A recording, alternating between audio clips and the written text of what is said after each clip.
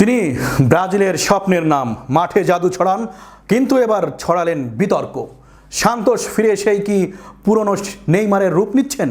রোববার রাতে বোতাফোগোর বিপক্ষে ম্যাচ গোল হয়নি, জিততেও পারেনি তার দল, বরং ঘটে গেল এমন এক ঘটনা যা স্তব্ধ করে দিয়েছে ভক্তদের হৃদয়ে। দুটি হলুদ কার্ড, একটি মাত্র ভুল সিদ্ধান্ত, আর তারপরই সেই লাল কার্ড। মাঠ ছাড়ার সময় চোখে আগুন, মুখে অনুশোচনা, আর এখন ভক্তদের সামনে খোলা মনে দুঃখ প্রকাশ।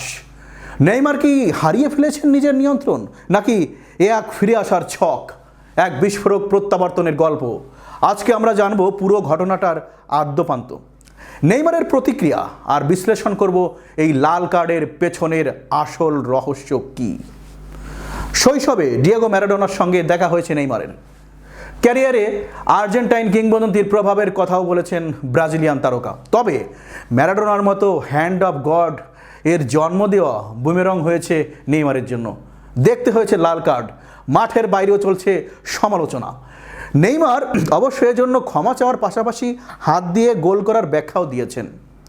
ব্রাজিলিয়ান লিগে আজ বোতাফোগো সান্তোস ম্যাচটি গোলশূন্যভাবে ৭৫ মিনিট পেরিয়ে গিয়েছিল।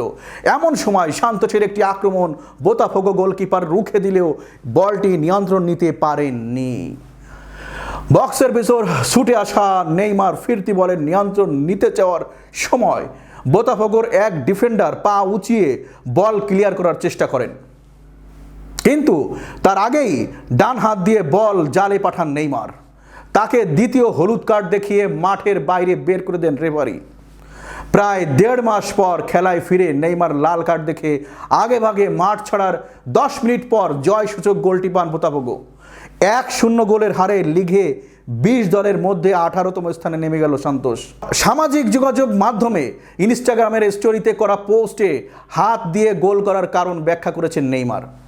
গোল করতে মরিয়া হয়ে উঠলে কখনো কখনো আমরা ভুল করি, সতীর্থ ভক্তদের কাছে আমরা ক্ষমা চাচ্ছি, এজন্য ক্ষমা করে দিন আমাদের। আমি লাল কার্ড না দেখলে নিশ্চিতভাবেই ৩ পয়েন্ট পেতাম। এই ৩ পয়েন্ট আমার হিসেবে জমা রাখা হোক। ৩০ জুন নেইমারের সঙ্গে সান্তোসের চুক্তির মেয়াদ ফুরবে। সান্তোসের আর একটি ম্যাচ বাকি থাকলেও লাল কার্ড নিষেধাজ্ঞায় নেইমার এই ম্যাচটি খেলতে পারবেন না। অর্থাৎ সান্তোসের হয়ে শেষ ম্যাচটি সম্ভবত খেলেই ফেললেন ব্রাজিলিয়ান তারকা।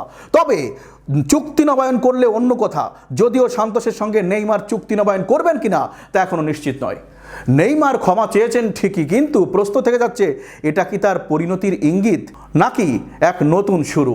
মাঠে আবেগ থাকা স্বাভাবিক, কিন্তু সেগুলোকে নিয়ন্ত্রণ রাখা একজন কিংবদন্তির জন্য বড় পরীক্ষা।